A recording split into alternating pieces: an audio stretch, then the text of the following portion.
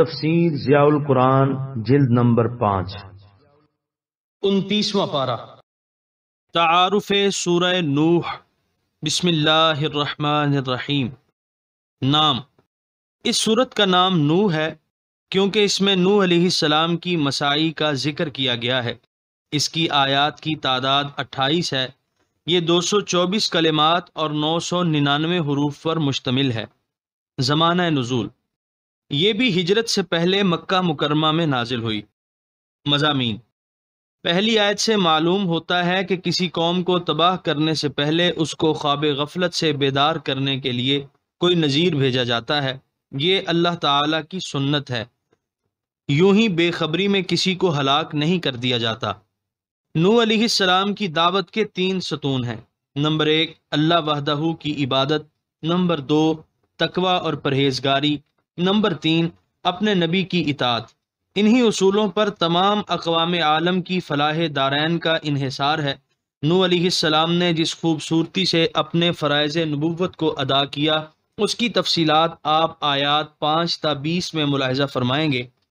آپ نے صرف آخرت کی نجات کا راستہ ہی اپنی قوم کو نہیں دکھایا، بلکہ ان سے وعدہ کیا کہ اگر تم میری دعوت کو قبول کر لو گے تو تم دنیا میں بھی خوشحال ہو جاؤ گے، تمہارے بنجر میدانوں میں باغات لہلہانے لگیں گے، تمہارے خشک ریگستانوں میں نہریں رواں ہو جائیں گی، تمہیں اولاد نرینہ بکثرت دی جائے گی، بر وقت بارشیں ہوا کریں گی، قحط اور خشک سالی کا جو خوف ہر وقت تمہارے اعصاب پر سوار رہتا ہے، اس سے نجات مل جائے گی۔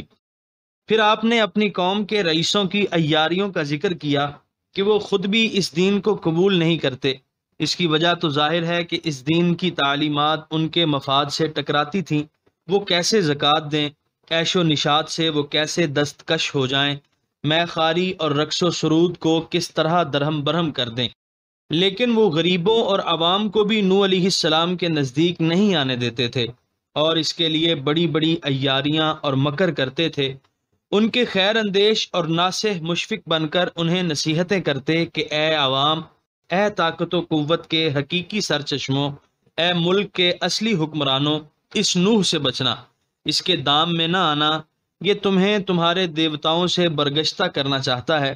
خبردار، ایسا ہرگز نہ کرنا، ہم تمہاری خیر خواہی کے لیے تمہیں مشورہ دے رہے ہیں۔ یہ ڈرامہ ہر زمانے میں کھیلا جاتا رہا ہے، اور جنہوں نے پھنسنا ہو وہ پھنستے رہتے ہیں۔ نوح علیہ السلام 950 سال تک شب و روز جلوت و خلوت میں ان کو دعوت حق دیتے رہے۔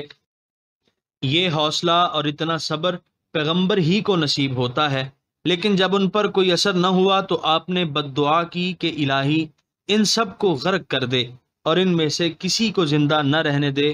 آخر میں اپنے لیے اور اپنوں کے لیے دعائے مغفرت کرتے ہیں اور سب کی بخشش کے لیے دامن پھیلاتے ہیں۔